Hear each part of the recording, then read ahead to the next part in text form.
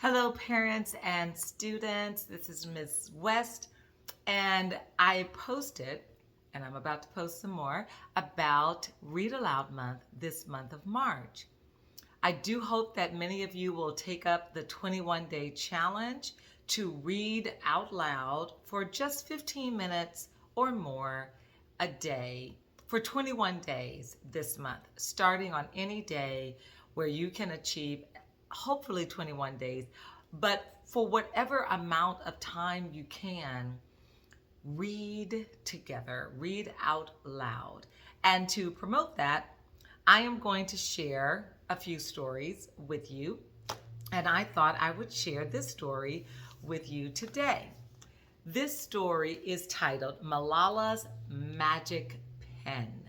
And it is written by a very special young lady who I haven't spoken about her this week, but this week with my second graders, we have been talking about Women's History Month, which is also the month of March, and how we need to remind our girls and women that you can be anything that you want to be, that there is power within you, that there is value in you. And I explain how there are many places around the world where girls are not believed to be valued enough to go to school, to get an education, as boys are. And that even today, there are still some places that do not believe it is important for girls to go to school and to become whatever they desire, whatever they dream of. And Malala Yousafzai is the author of this book, of her story. And she is one of those girls that was told she could no longer go to school, not by her parents. Her father was a principal at the time. They are still alive, but he may not be a principal now, but he was the principal at the time, and when she was 10 years old. So he believed in education, and he believed that his daughter should be educated. But there were other people in her home. She grew up in Pakistan, and she was forced, with many other girls, to stop going to school. And that was not fair. And she decided to tell her story. And many, many people heard it, and her story has made a difference. And for Women's History Month, I want to share this story about Malala's magic pen. Malala's magic pencil. Do you believe in magic?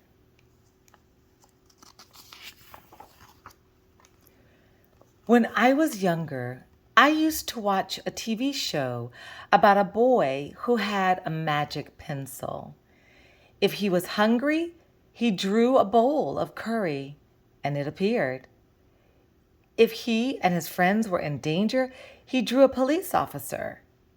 The boy was a little hero, always protecting people who needed help. How I wanted a magic pencil too.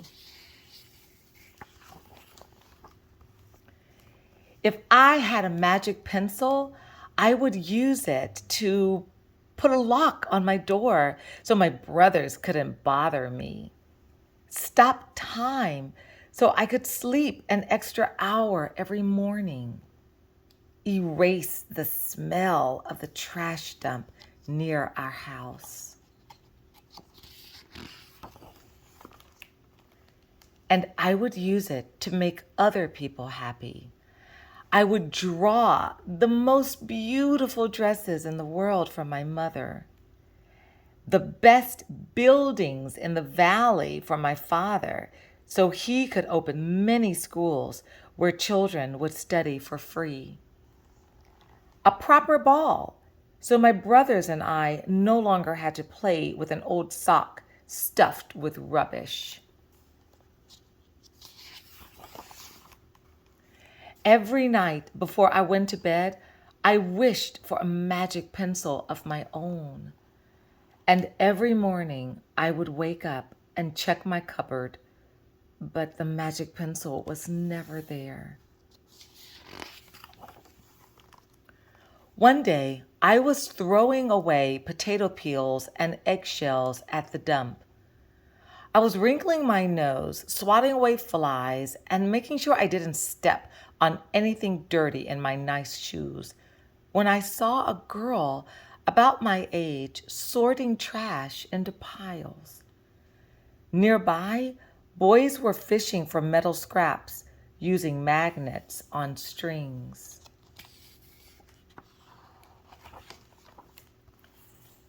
When my father returned home from work, I told him what I'd seen. It made him sad. Abba? I said. Yes, Johnny, he said back. I always liked when he called me dear one. Why haven't I seen that girl in my class? Because, he said, but he didn't finish right away. Because, Johnny, in our country, not everyone sends their daughters to school, and some children must work to support their family. Those boys will sell the metal scraps they find. If they went to school, their families would go hungry. School was my favorite place, but I had never considered myself lucky to be able to go.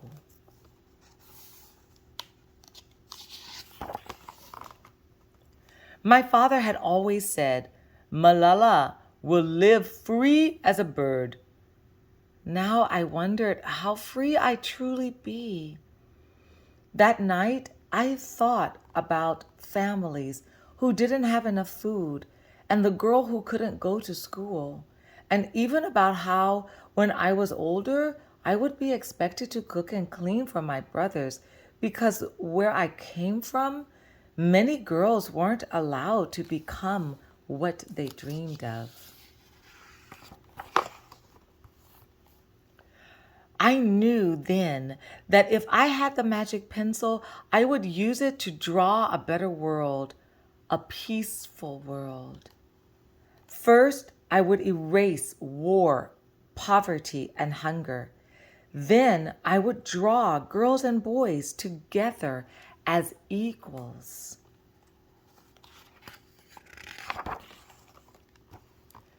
Over the next few years, instead of wishing for a magic pencil every night, I worked hard in school every day.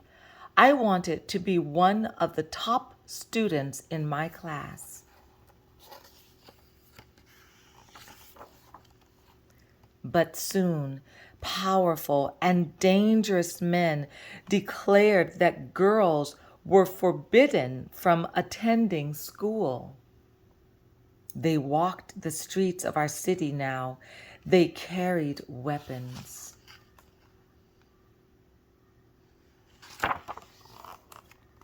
One by one, girls stopped coming to the school. Abba, where are all the students? They don't feel safe here anymore, Jenny. How could a few men stop all the girls in our valley from going to school? If more people knew what was happening to us, I thought they might help.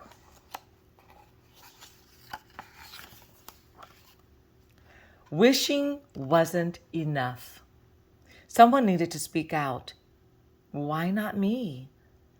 I wrote about what it felt like to be scared to walk to school and how some of my friends had moved away because of the threat they faced in our city.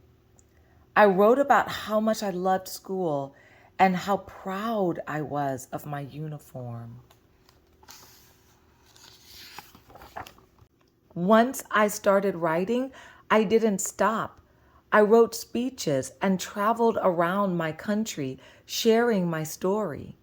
I even talked to a reporter from a famous international newspaper. People actually wanted to learn about my life. I spoke for all the girls in my valley who couldn't speak for themselves. My voice became so powerful that the dangerous men tried to silence me, but they failed.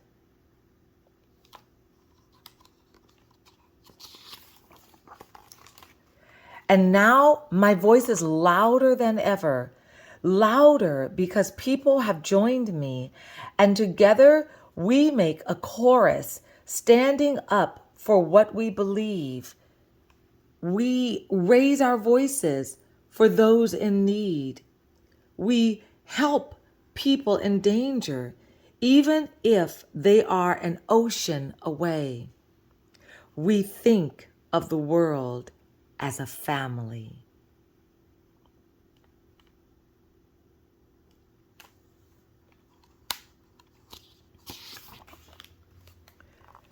Do you still believe in magic? I do. I wrote alone in my room, but people all over the world were reading my story. Millions now know it and help me spread my message of hope. I had at last found that magic I was looking for in my words and in my work. I am Malala. I've always wished I could make the world a more peaceful place. And every day I work to make my wish come true. One child, one teacher, one book, and one pen can change the world.